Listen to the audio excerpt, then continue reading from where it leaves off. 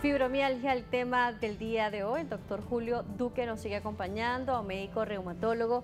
Yo le consultaba, doctor, cómo hacen para el diagnóstico del paciente con fibromialgia. Nos dice que es un paciente muy incomprendido por la sociedad, pero qué tan comprendido es por los especialistas y además, ¿existe algún estudio específico, algún examen de sangre, algún marcador genético, algún examen de imagen que ayuden a ustedes al diagnóstico o no existe? No, hasta la actualidad realmente no existe una prueba específica que nos permita básicamente hacer el diagnóstico. No existe un estudio tomográfico, no existe estudios de laboratorio, no existe estudio incluso genético que nos permita básicamente establecer o no la presencia de fibromialgia en el paciente. Aunque hay estudios básicamente que sugieren que algunos pacientes con algunos marcadores genéticos pueden llegar a ser predisponentes o pueden ser predisponentes para el desarrollo de la enfermedad, aún eso realmente no es establecido ni es una prueba realmente sencilla de realizar. El diagnóstico se hace a través de la historia clínica del paciente, el análisis de la vida del paciente, de sus síntomas, de sus signos y evidentemente de una evaluación física que nos permita entonces descartar que esa condición dolorosa, esa condición cognitiva o socioemocional del paciente básicamente no es debida a alguna otra circunstancia, a alguna otra patología y entonces pudiésemos entrar en lo que llamamos diagnóstico de enfermedad por descarte. En ese sentido, pues una vez descartado que no existe un grado de organicidad, una condición establecida en el paciente realmente física para establecer el dolor, pudiésemos estar en presencia de una fibromialgia. Con respecto al dolor, ¿qué otras reacciones o otros síntomas se refieren al paciente? ¿Existe algún tipo de cansancio, fatiga, agotamiento debido a esta alerta que tiene el cuerpo debido al dolor? Sí, de hecho, estos pacientes muchas veces llegan con el llamado síndrome de fatiga crónica. Son pacientes que después de haber dormido horas reglamentarias de sueño, entre 6, 8, incluso hasta más horas, el paciente despierta tan cansado como se acuesta. Es el paciente que también tiene manifestaciones gastrointestinales.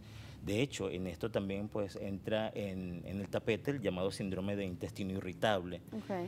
Los pacientes también pues llegan a tener síndromes depresivos, trastornos cognitivos, pérdida de memoria a corto y incluso a largo plazo.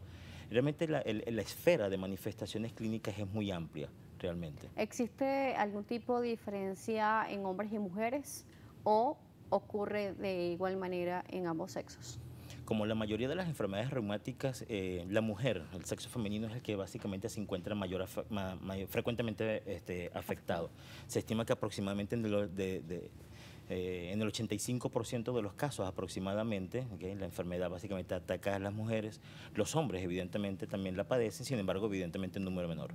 Y en cuanto a la edad, bueno, las mujeres entre la cuarta, quinta década de la vida es básicamente donde empieza a manifestarse. Si bien es cierto, existen manifestaciones clínicas en adolescencia, incluso en la ancianidad, en la senectud, pero en el grupo etario entre los 40 y 50 años es cuando básicamente se establece el principio diagnóstico. Claro, puedes tener una vida totalmente normal, sin dolores, y de repente desencadenarse a partir de estas edades.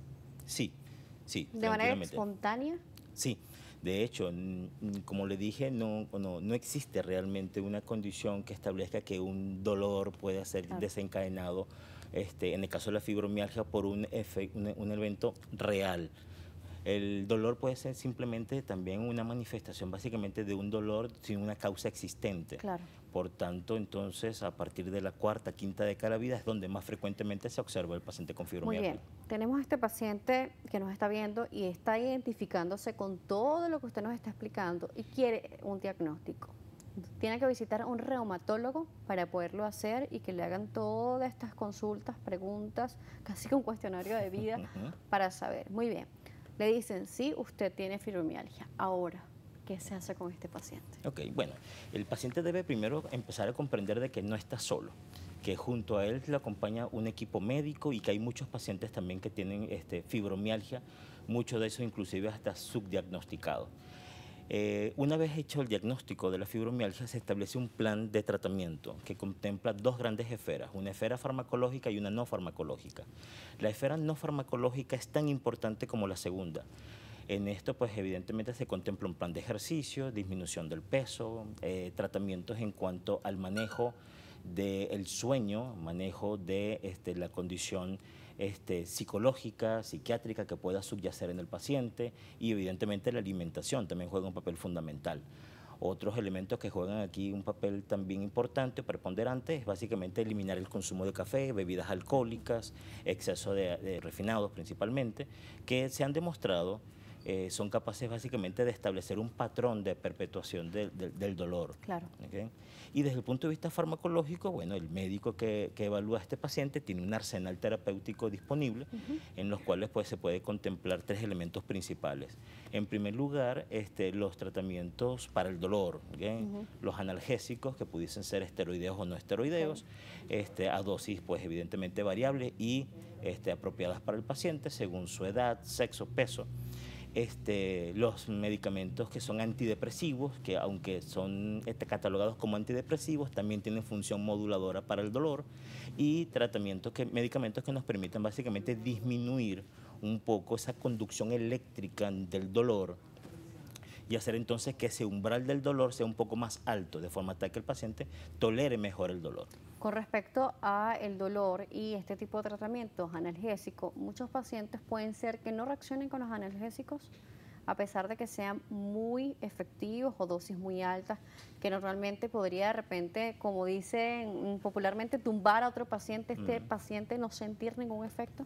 Una de las cosas que debe comprender el paciente y su grupo familiar es que la terapéutica no existe como tratamiento único, sino que debe básicamente combinarse. No solamente combinarse los esquemas de tratamiento, sino que debe ir acompañado evidentemente de estas medidas farmacológicas. En ese sentido, hay pacientes que pueden llegar a ser un poco más resistentes, entre comillas, al uso de analgésicos, pero para eso existen diferentes alternativas, combinaciones de analgésicos, combinaciones incluso de otro tipo de terapia, en los cuales no solamente es la terapia farmacológica, sino incluso terapia conductual, que le permita básicamente al paciente a vivir con su fibromialgia. De hecho, eso es un término que hoy en día incluso se usa en otras latitudes para los grupos de pacientes que acuden a las terapias y se denomina de esa forma, saber vivir con fibromialgia. Claro, es una condición que te va a acompañar toda la vida. Sí, a pesar de que es una condición que no se cura, se trata realmente de las mil maravillas. Bien, doctor. ¿Podría indicarnos también cómo lo pueden contactar?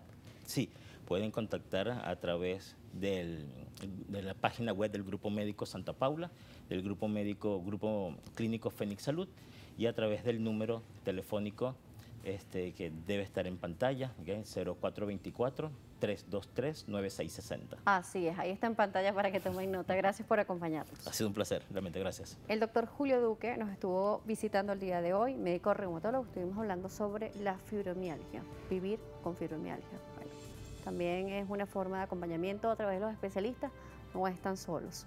Preguntas, como siempre, activos con ustedes por las redes, @salud_gb, @DanielaJSalas. Será hasta una próxima oportunidad.